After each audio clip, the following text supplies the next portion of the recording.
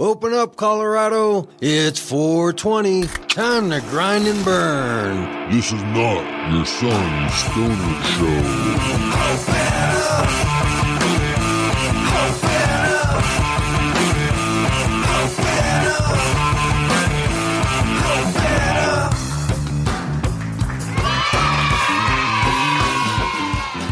Welcome to the Cannabis Community Project, high up from Denver, Colorado at the Dank Studios. It's the Grind and Burn Show.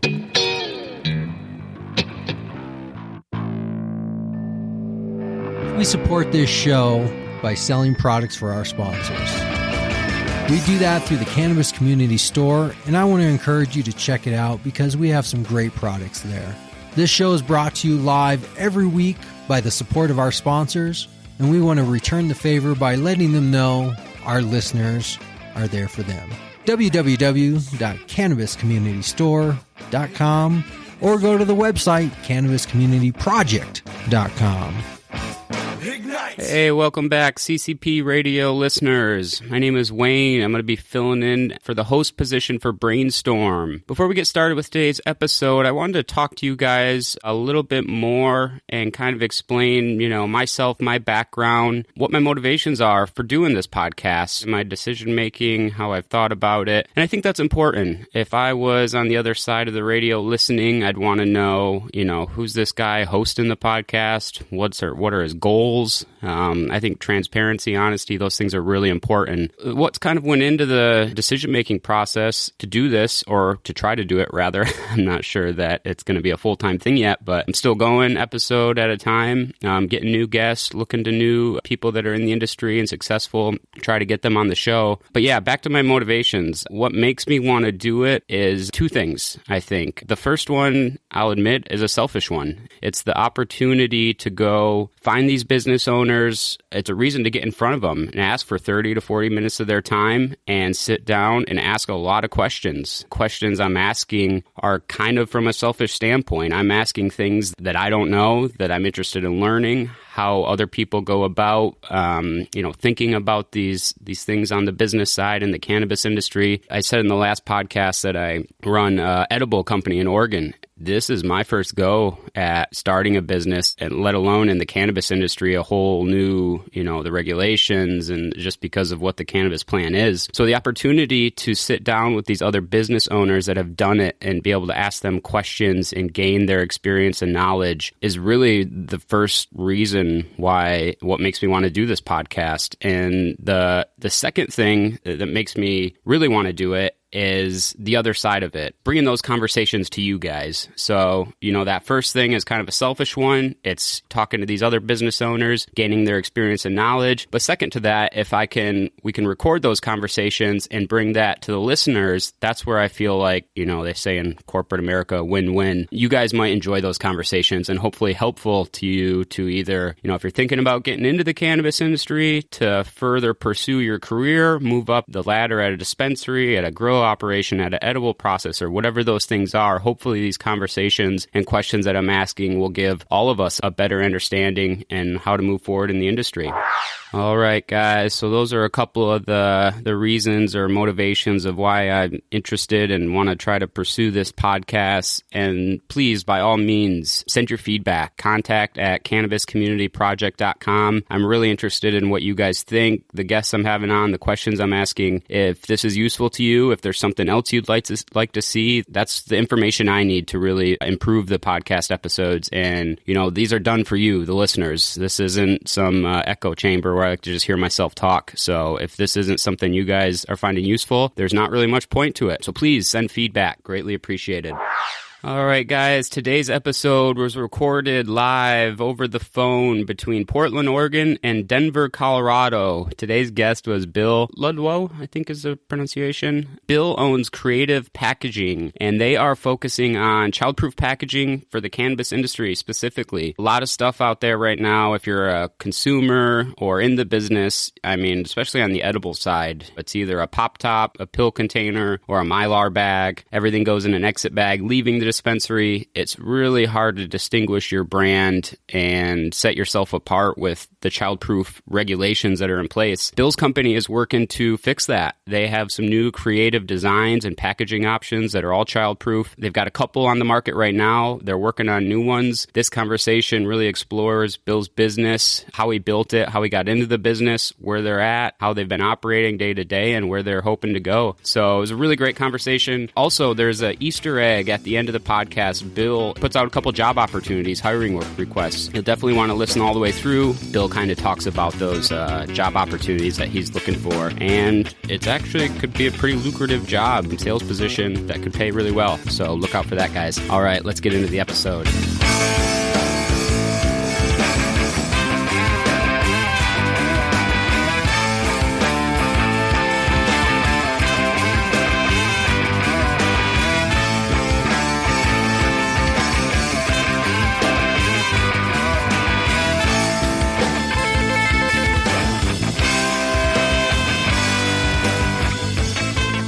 2017. Have you started your business yet? Have you thought about your cannabis idea? Email me at brainstorm@cannabiscommunityproject.com. I'm gonna let them all know this is the way we work. I'm gonna let them all know we ain't afraid of no dirt. Cause I know what it takes to be a strong man. Living in the city without the better plan. I'm taking my steps slow. I'm trying to stay low. Roots at the bottom as I begin to grow into a bigger tree. You ain't cutting us down. Music is the reason that we all around.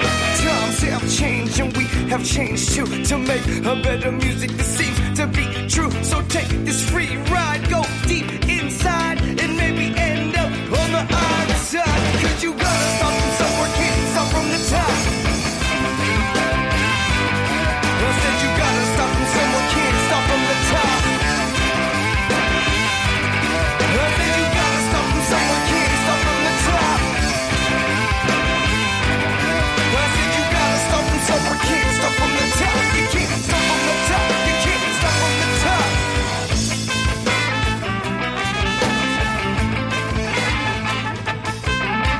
Come on, you can't start from the top. You can't start from the top. You can't start from the top.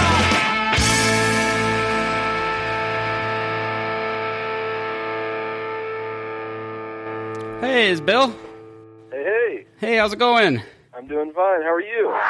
Yeah, so my name is Bill Ludlow. I'm the co-founder and CEO of Crativ Packaging, and we design and manufacture child-resistant packaging that is geared specifically for the cannabis industry. All right, so let's put a flag right there, and let's go back, kind of connect the dots on how you got to where you're at today, how you started the company, entered the industry, and hopefully the idea is to kind of the story behind the curtain, so the listeners out there can get an idea of, looking at the industry from the outside, maybe have ideas for a business, something to start, and it's like, it can seem so overwhelming, especially a brand new industry like that. So growing up, did you grow up in Colorado, college, no college, first real-world job? Yeah, okay. Yeah, I'm a graduate of the University of Texas at Austin, and I have a degree in mechanical engineering. And most recent part of my career has been in medical device manufacturing. I worked in medical device manufacturing for about 15 years. I held several different roles in medical device manufacturing, including, engineering project management, bringing new product to the marketplace from a manufacturing standpoint. I did, production line, transfers and moves, cost savings projects. And then I moved into management roles, production and operations management, and then finally into a plant manager role, and that's what actually brought me out to Denver. I worked at a facility in near Tulsa, Oklahoma for about 15 years. And then an opportunity came up for me to relocate to Denver for a one-year assignment to work at a medical device facility that was acquired by our company as a plant manager.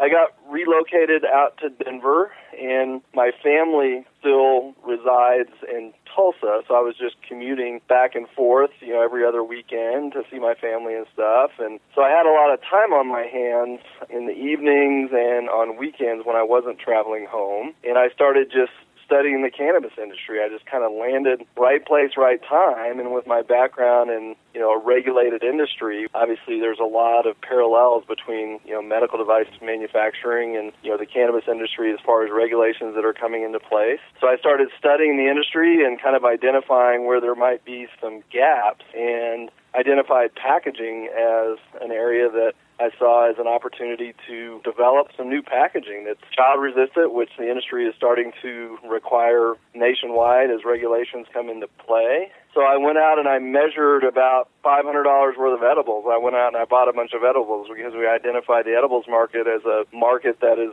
growing very quickly, and kind of put together a design matrix, basically with a spreadsheet of X, Y, Z dimensions of how big each edible was and how many pieces there were in each package of edibles, and then was lucky enough to partner up with another engineer that I'd worked with on some projects in the past. His name is Paul Burek. He's our vice president of R&D and also my co-founder. And he took that design information and came up with our first product, which is a child-resistant package that's about the size and shape of an Altoids pen and then designed specifically for edibles. But we soon learned that it also works great for, pre-rolled joints and concentrates and other stuff as well. So that's kind of how the business came to fruition. Nice. The company you worked for 15 years and came to Colorado on that one-year project. Were they a big corporation? Was it smaller, more family-owned? No, it was actually several big ones. There was some acquisitions throughout the time that I worked there, but the first company I worked for was Cardinal Health, which is a Fortune 500 medical device pharmaceutical company, and then they kind of spun off to a new company called Care Fusion, which did a lot of different respiratory devices and things like that. The company I worked for mostly made needles. We made bone marrow biopsy needles and spinal needles, and then put together procedural trays for physicians to kind of have everything they needed, like gauze and lidocaine and that kind of stuff to do the procedure.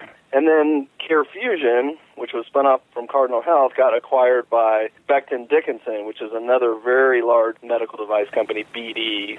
Sometimes you'll see a syringe and you'll see BD on it. That's Becton Dickinson. And so that was the company that I was with when I was brought out to California. So yeah, major, Fortune 500 medical device company. Yeah, I think that's a great combination. It's kind of similar to my background as the technical background first in engineering, and you get that foundation to understand the technical side and regulations and operations, and then to move into management once you have that good foundation. It really gives you a nice broad kind of skill set to really adapt to a new business or a new industry like this. So it seems like that past experience, is probably extremely helpful. Absolutely, yeah. What was, so you went to Colorado for the one-year project. What was that timeline like when, you said you put together the matrix, you were looking at edibles. Did that happen right away? Were you looking for something new, thinking about starting a business and just looking for opportunities? How did that initial idea to even go down that research hole come to you? Well, I knew I was at a time in my life. I'm 48 years old, and so I'm at a time in my life where I've got a good set of experience, and figured if there's time in my life to do something, now's the time to do it. And, to some extent, the stars kind of aligned for me, landing in Denver and, identifying this opportunity. But I was at a point in my life where, I knew that assignment was going to end, and I was going to look for something to do on my own. I'm ready to venture out and give that a shot, which I did. And luckily I landed in this industry.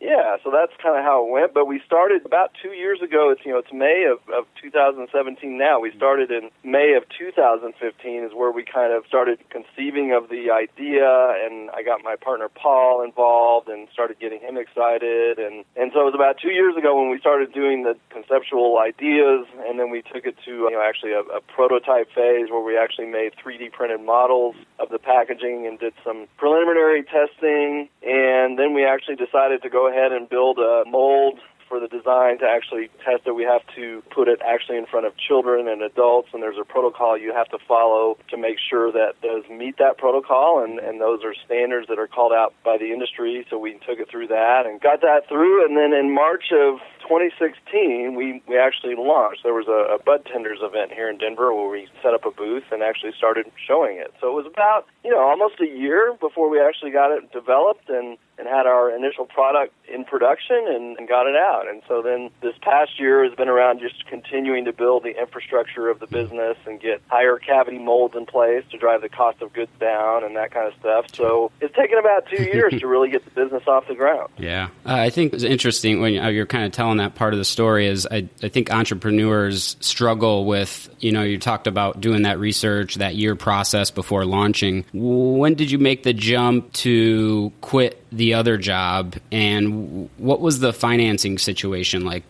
For that first year before launch, did you keep your other job and were you using that paycheck to kind of finance it? Or did you go the other route and go, let me find some investors, I can quit my job tomorrow and focus, whole hog on this thing? What was that process like, and how did you find the balance of when to jump, when to play it a little safe? What was that like? So kind of how that went down was pretty much the first year, from May of 2015 until February of 2016, I was still, working full time for this other company. So all of the development work and the business plan, the financial analysis and everything, that was done, nights and weekends, in addition to having my full-time day gig. I kind of got put in a lucky situation when my position was basically eliminated at the end of that 1 year assignment. And so I got a severance. So I got lucky to have that severance. I was able to have several months with that full severance to be able to continue to get the business off the ground. But we also did get some friends and family money. We met some folks who were interested in our product and did get a little bit of seed funding to build a bigger mold and, start to do a little bit of advertising and, we also pursued the intellectual property, the patents, and all that kind of stuff. So it was kind of a combination of a few things. Yeah. I read a really great book. Like I said, background in engineering. So on the business side of things, I've really just tried to read as many books as I can, try to learn that side of business, running a business, except I wasn't formally trained in it. And I always think of business as, you got a couple key pillars that are absolutely crucial. Each one has to be strong. If any of them grow weak, they could, shut down the company. The ones I think of are, value creation, marketing, sales, and then value delivery. That loop right there, focusing on those. So starting with the first one, and they kind of go in that order. I guess you could say marketing should come first and then value creation. But how did you guys, you got the different edibles, you were looking at the sizes. What were the critical components or key aspects you looked at when designing that package, deciding to kind of focus on edibles? How did that research lead you down to where you guys are at now? Well, I'd say that was really the key input to our business is, first of all, identifying a need, identifying a problem, and developing something that solves that problem. The packaging in the industry also is not really conducive to branding, so it's interesting that you mentioned marketing because one of the things that we believe is that a lot of the packaging that exists in the market today as far as being child resistant is pills and bottles that are really designed for just that, for pills. And, they were developed back in the 70s when the Child Poison Prevention Packaging Act went into place and pharmaceuticals were required to have that. So we identified that need and then developed the package. Yeah, and then we, started just basically our first step in getting it out to market. And really, this is what we've done over the past year. We haven't really, hit a full marketing campaign yet, but we just literally got the list of licenses in Colorado, started making phone calls and beating down doors and just making sure that we could prove the validity of the product, that it's a product that the market will accept, and that's kind of where we are today.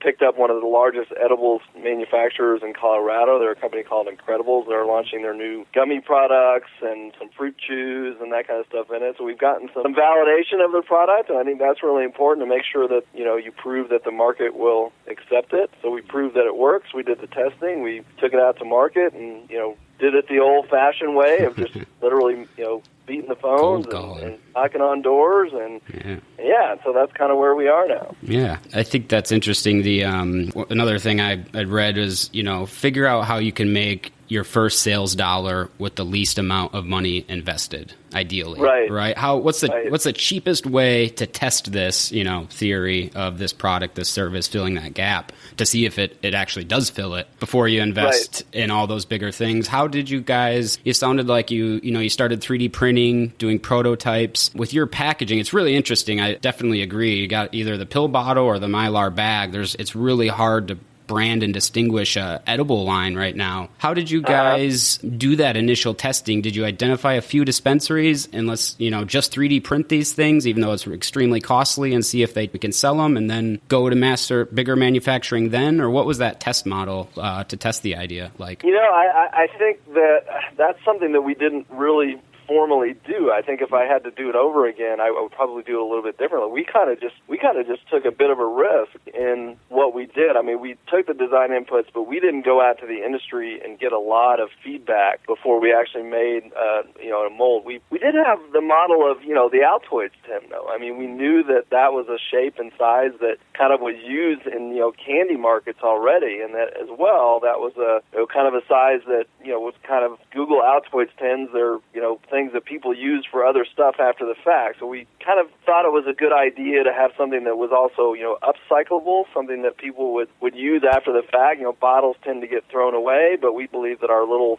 package is actually something that will, hopefully people will, use for other stuff. Because marketing and sales is neither my business partner nor I's wheelhouse. And we've kind of learned it as we've been going. And I think that's something that we can probably, continue to develop and do better. We've just brought on someone kind of to our team that has that marketing and sales background. But we didn't do any focus groups or anything like that. But I think we kind of used some other industry models as, hey, if it works in this industry, it'll work in the cannabis industry as well. Yeah, there's so many examples to look to other industries. I mean, a lot of the cannabis industry has been built in other places. We're just adding another ingredient to these products. So it's, these example companies are out there and you can learn a lot, just by doing that kind of research. Right. I heard you say that, hire in the marketing sales guy. I want to come back to that and discuss kind of building a team and going about that process. Before we do that, can we talk about the value delivery aspect? So prototyping's done, you get the mold, now we're looking at actually mass producing these things.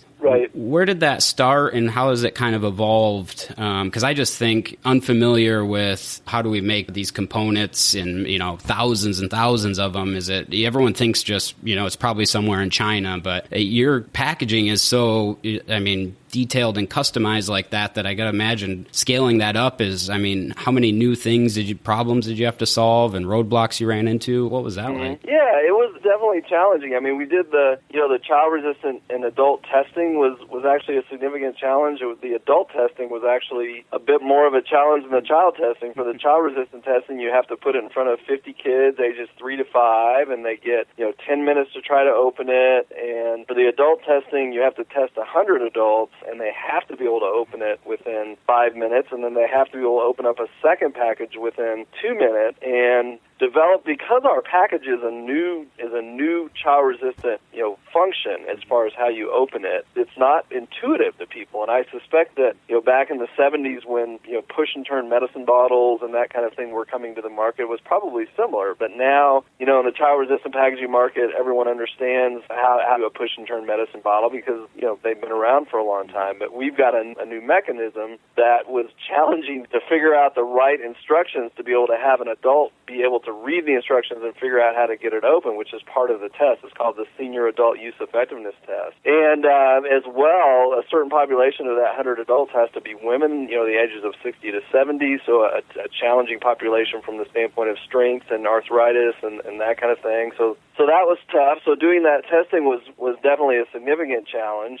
And then we did make some, having a single cavity mold to start with, we did make some tweaks, and that mold was here in Colorado. So we have a company in Colorado that we typically build a mold with to be able to make those tweaks and make sure that it works and get the testing done before we scale up. And then we did scale up, and we do have a manufacturer in China now that does make the products, and that obviously drives the cost of goods down. But one advantage that we had is that my partner, Paul, he's been designing, plastic medical devices for, over 30 years. And so we already had a relationship, or Paul did, established with a medical device manufacturing company in China. We actually have a third-party broker that we work with that actually found the manufacturer, but Paul had been working with this broker for a long time, and she's been great and assures that our product is manufactured it's actually manufactured in a medical device manufacturing facility with a full quality system in place, and she does quality checks for us, the company does, before a container gets shipped to us. So we're really running our company with medical device quality system in place, which something that's obviously, I think, really good for the cannabis industry to strive toward. But luckily, we already had that relationship. So given the experience and the relationship we had already established, that's something that we had in place. And I know that that's not easy to do, to find that relationship. So, but that's something that we did have in place. So we had some things going for us, given our experience and our past things that we've had to work on related to manufacturing in China.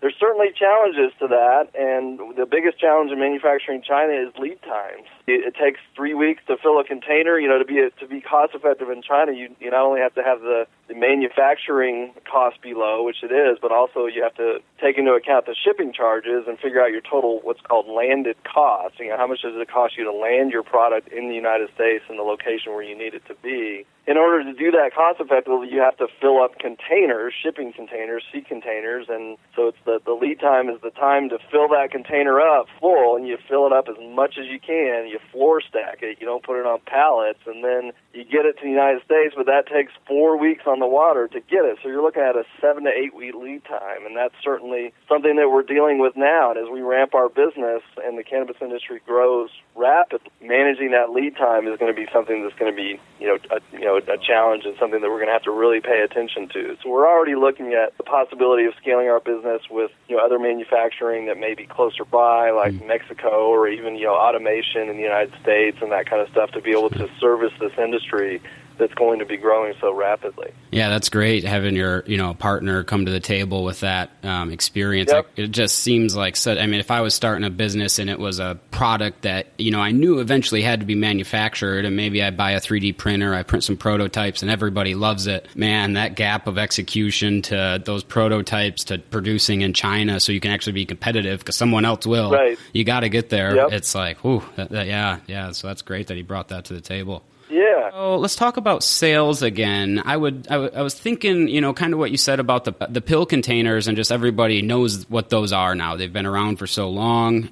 I would think ideally you'd like the same to happen for your packaging, eventually for everyone to recognize it, know exactly what it is, how to open it, no confusion. But at the same time, I would think, how a lot of all these edible products either are in a pop-top container, a pill container, or a Mylar bag. Have you had companies approach you that want exclusive deals, because of, anyone, they can put the label on it and you can distinguish yourself that way. But man, having a customized, like child-proof package that's unique and nobody else has, it seems like it would be a huge advantage. Have that conversation happened, or is that something you guys have considered or looked at? It did happen to us once. There was a company that was interested in getting exclusive rights to selling pre-rolled joints in Colorado, but they wouldn't give us any commitment on volume or anything like that, so our answer was no. But surprisingly, that's the only request we've had. I mean, even, some of the bigger companies like Incredibles, did not request exclusives. And we've talked about, if a company wanted to maybe have an exclusive color, then we might explore that. But right now we have to keep our business model very simple, from the standpoint of making sure that we can supply our customers and not get carried away with custom colors and stuff like that, because that just makes everything more difficult. And as well, we really don't want to do that because we want to help the cannabis industry, and we believe that, products like ours are really needed in the industry. And, if we were to give exclusives to someone, then it's not helping the industry as a whole. And a big part of our mission is to help the industry mature in a safe and effective manner and be collaborative. And so luckily we haven't, but we definitely have heard of people who do want that. And we've had some companies approach us and say, hey, can you design this? Can you design that? So we have people all the time who are asking us to look at different things. And, we are exploring that and trying to always take feedback from the industry to, develop, our next product. But surprisingly, we haven't. That was something I was concerned about, that we would get that request for exclusives.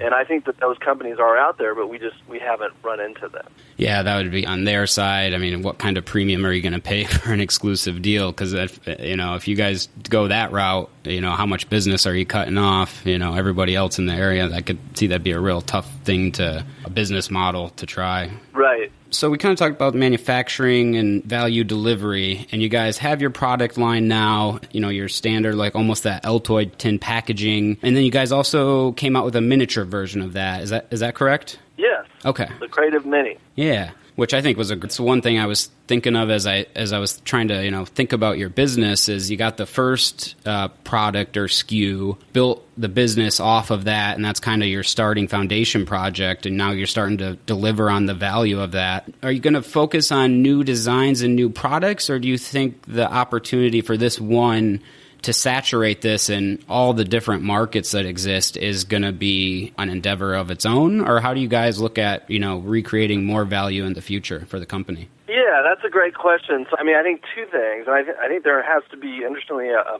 balance with that. We made the decision to quickly go and develop a second product. We identified need for a package that, can work for small edibles and pills and miniature joints or something that are, starting to be popular now, as well as concentrates. So concentrates was the big market that we were really going after with the Mini. Shatter, we've got a company that's starting to look at it for that, wax, shatter, all the different concentrates because it's a nice small pocket profile package. And luckily, the intellectual property that we have on the mechanism is scalable, so we can make larger and smaller versions of the rectangular pocket profile package, and still use the same intellectual property of of the mechanism that we have. So, our focus right now, kind of our high level focus for our business this year is to sell out the capacity of our current molds. We're not maximizing the capacity of our molds, so we definitely have to focus on selling the products that we currently have. But also, we're already starting to think about new products. One of the things that we've heard a lot of feedback on is, a package that's, really waterproof and airtight. The Crativ products currently are not that. They're pretty airtight. We believe they're as good as a pop top bottle, but you couldn't scuba dive with them or whatever. And they are pretty aroma resistant. But we believe that an airtight product is something that is the market's been asking for a lot. So we are going to continue to develop new products. So we really see ourselves as an engineering design and manufacturing company. That's what we're going to continue to do, is take feedback from the industry and try to innovate, continue to develop new products. Let's go back to that point on, you talked about hiring the marketing and sales guy to kind of, with that skill set where maybe you and your other partner were lacking. I think, in my own business right now, I think of building the team like just such a critical component. And sometimes you can kind of move past that because you see the opportunity. You think, well, I need to scale. I need 10 more people to do that. Let's just hire those 10 people and scale as quick as we can because the opportunity is there. But man, that'll come back and bite you hard. I think, like what the $1 million ideas are a dime a dozen, but it's the execution of them. And it's when execution breaks down, it always seems to be a communication issue. It's something between the team because the idea and the strategy works. It's just, we couldn't follow through on it. How do you go about, adding people onto your team, hiring new hires, and creating positions and just that, deciding what positions need to be created? And how do you guys think about that? That's a great question. For a long time, we were really trying to keep costs down and still are, but Paul and I were basically doing everything on our own, and I just, got to, where we were doing everything and realized that, we could manage everything to some extent, but as our business grew, but continued to escalate to the point where we were not managing everything as well as we should be managing it. I mean, we could kind of keep everything above water, but we weren't doing everything as good as we should be. Sales and marketing is something where we identified, we've got to get someone who really is a sales and marketing person in place.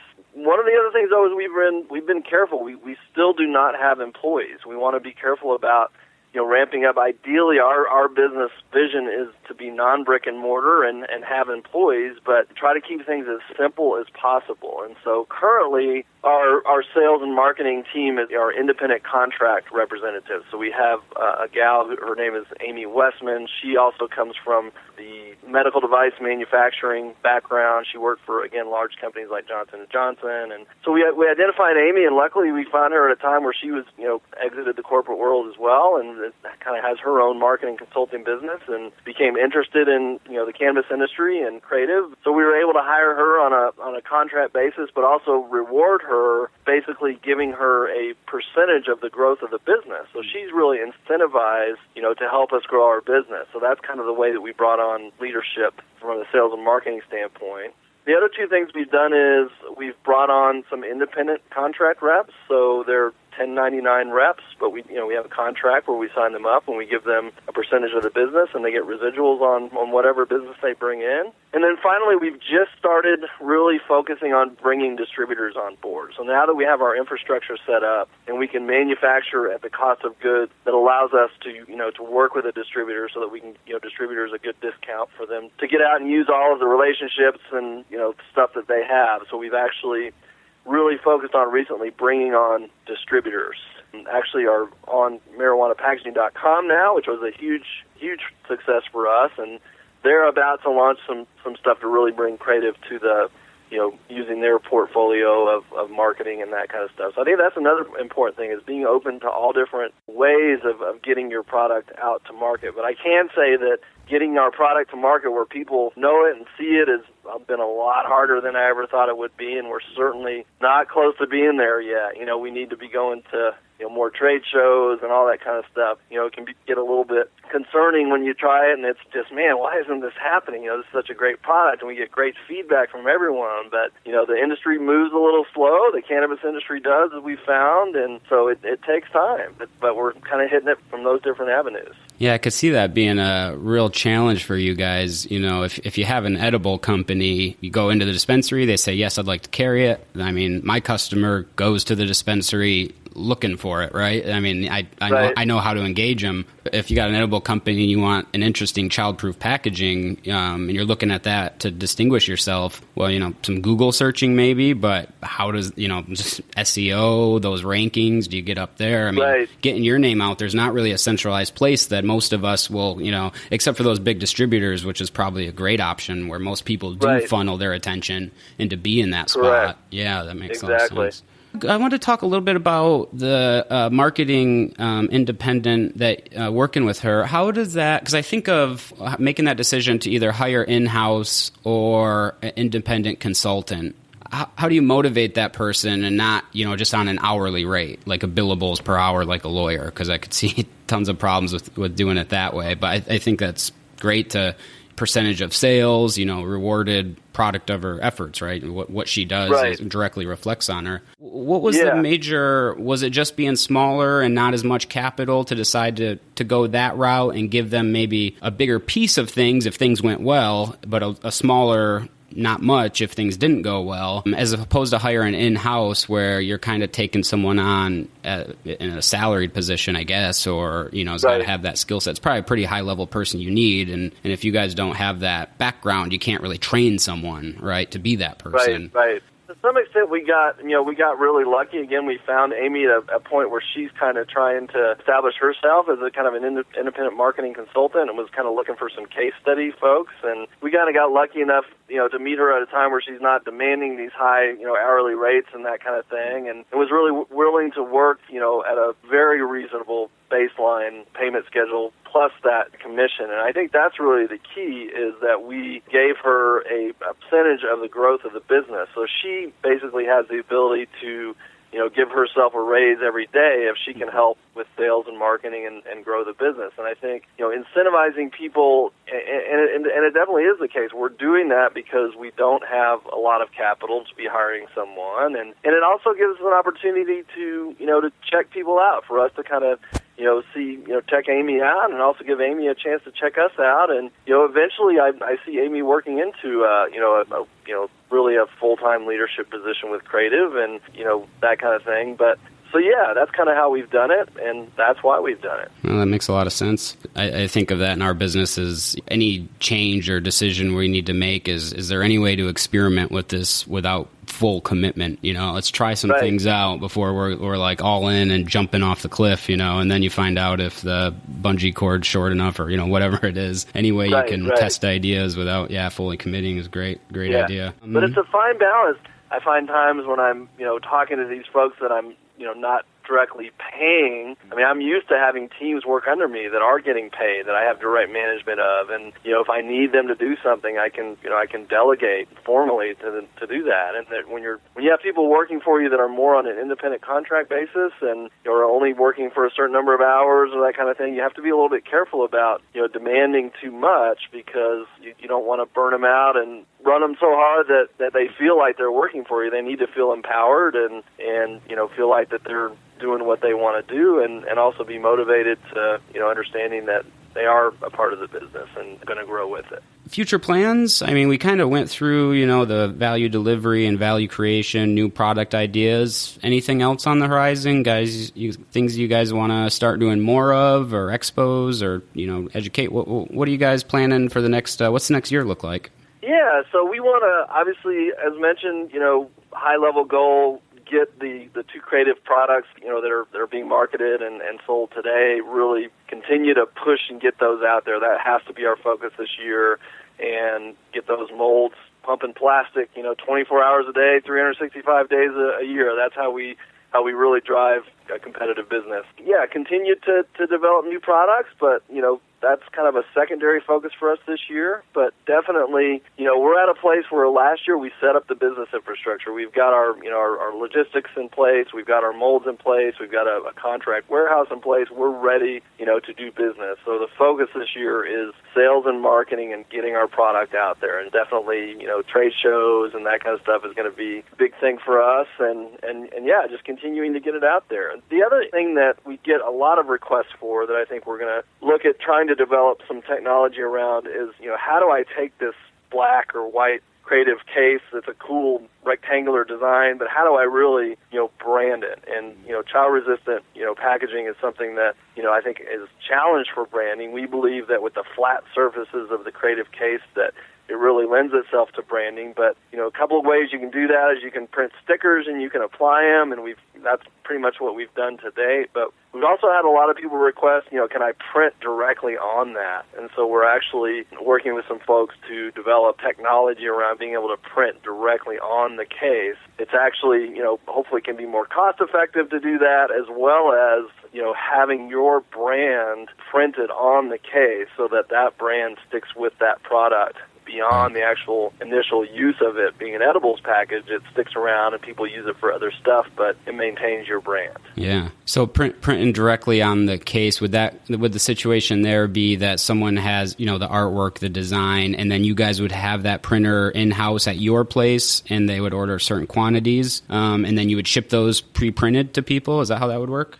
Yeah, we would either have it in-house we would again partner with someone that would have that technology, and we would be able to supply the product, and then somehow get your artwork and get it printed on there, and then service you with that full solution. The other thing that we're doing quite a bit of is, our case lends itself to, different inserts, so we can make inserts out of paper. We've had a lot of success with paper inserts, and those can be made relatively inexpensively and quickly domestically. So we've made inserts for little pre-roll kits that'll hold a lighter and a little tube for like a half-rolled pre-roll, and then like 4 to 8 joints. We've made inserts for vape cartridges. We can make inserts for little concentrate jars. And, the great thing about the Crativ products is you can do a lot of things with inserts because it's kind of like a utility box. It's a nice shape, and whatever you can envision fitting inside it, you can do, and whatever you put inside it does not have to be child-resistant because it is the child-resistant solution and can be used as an exit package as well with that in mind. So that's kind of the other thing we're working on is, accessorizing the Crativ case with different inserts and things, and then, again, taking it to the next level of being able to brand in directly on it with printing. Yeah, it's great to have a product that, it's the one product, but it has so many different applications of where it could fit in different ways to use it like that. Is there any market outside of the cannabis industry for what you guys are doing, or is it solely focused inside of the cannabis industry then? That's a great question. Actually, obviously we identified the cannabis industry as the fastest growing industry and the one that we really wanted to focus on. But our packaging meets the same child-resistant certification as a push-and-turn medicine bottle. So there's a code of federal regulations that's 16 CFR 1700.20 that calls out this protocol of how you have to go through this child-resistant adult certification. And you have to hire a third-party company that does that for you. And that is the same protocol that is required to pass for pharmaceutical products or other household products that are required to have child-resistant packaging. So we actually do see some opportunity to possibly work with the pharmaceutical industry with a different child-resistant package. So that's something that's on the horizon, not something we're focusing on right now, but definitely something that we see as a possibility for Crativ.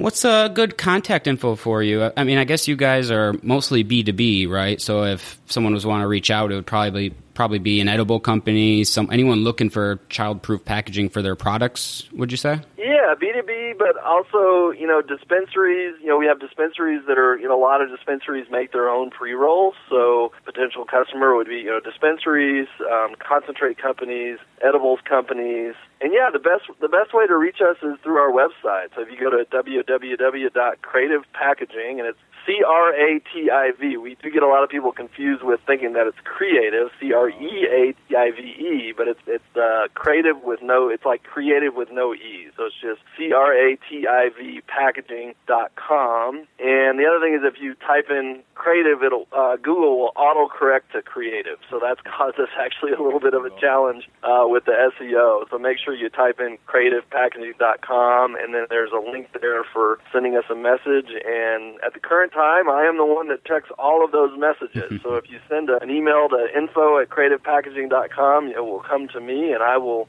get back to you. I'd love to hear from you. And then last thing, so we got contact info there. Is there any requests or possible opportunities that might be out there for the listeners? You guys are based out of Colorado. Are you looking to hire in-house people soon, or another independent consultant that might have a specific skill set? I think the biggest opportunity we would have right now would be for anyone in states where, especially, emerging states, California, Oregon, where child-resistant packaging is just starting to kind of come online. If there's anyone out there that would be interested in, an independent sales type position, we would be very interested in that. Or if there's anyone out there acting more as a distributor that may be already distributing other types of products in the cannabis industry, or a packaging distributor, we certainly would be interested in exploring, distributor relationships. An independent sales rep for each state that's, fully commission, right? 100% commission. An approach like that. It's interesting. Yeah, and we have, and I think that's ultimately where we want to get. But that kind of thing again just takes time. So Definitely. That's why we brought Amy on, is really to help us to develop that infrastructure. Yeah, because they got to be educated. They have to do the whole thing. Right. So if I was a listener and I do sales right now, and maybe I sell, is there an ideal person you're looking for? And I don't know if you mind sharing this, but is there a specific commission plan or something that gives someone an idea of what the potential is for the job? Maybe they could base what their skill set is to see if they actually even qualify. Sure. I think just someone with a sales background, and with obviously with a successful sales background.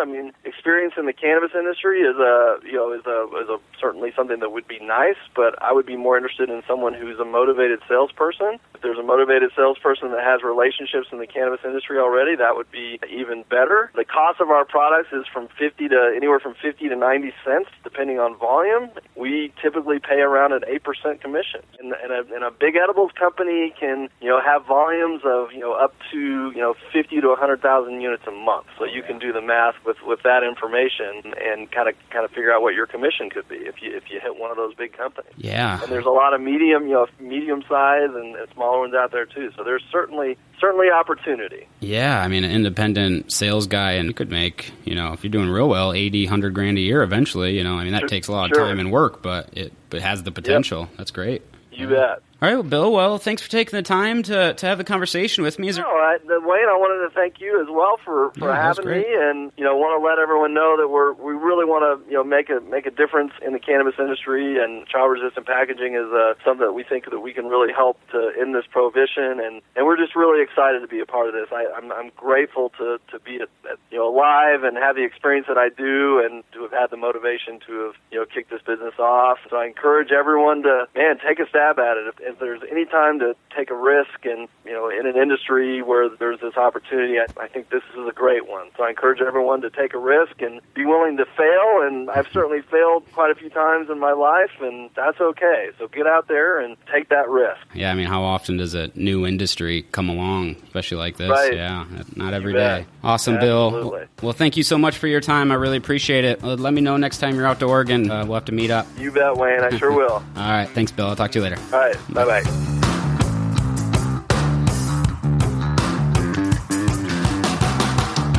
All right, guys, that was Bill from Crativ Packaging. I think that was a really great conversation. Interesting to see what these new ancillary businesses are, new business models that are developing. Is who knows what's to come. I mean, anything touching the cannabis plant or outside the industry right now, there's so many opportunities that are being developed, and really cool to see someone like Bill who was down that career path, climbing the career ladder in corporate America, and said in his 40s, time to shift paths. I see a great opportunity, and he's going for it. So really inspiring to talk to a guy that decided to make those kind of moves. One last tip before we get out of here, guys. Like I said, I'm starting this edible business, and we're starting to go through this process of hiring people. I'm learning a lot. It's an interesting process. And one tip, if you're really interested in this job opportunity with Bill and Crativ Packaging, a quick tip I can give you is research the company a little bit first. Everybody asks for the resume and the cover letter. What we've noticed when we're going through applications and deciding who we're going to give a call back or ask to come in for a face-to-face interview, man, that cover letter and somebody that put in 10 minutes of research to see what we actually do is a huge advantage or differentiation for you guys to stand out from the crowd. You'd be surprised by the numbers that are just, I love smoking weed. I want to work for you. Or you're like, do you even know what we do? So you got to show a little interest, put in a little effort up front, literally 20 to 30 minutes of your time, spend at least a half hour on that cover letter. That'll get you in the door. That'll get you the face-to-face interview and get you into the cannabis industry. It's really important there. Just want to throw that in at the end, get off that soapbox, and close out with thank you for joining us. Follow us on all the media. We can be heard on Spreaker, iTunes, Stitcher, SoundCloud, Tumblr, and even YouTube. Share us with your network and keep on listening, Cannapreneurs. We'll see you next week.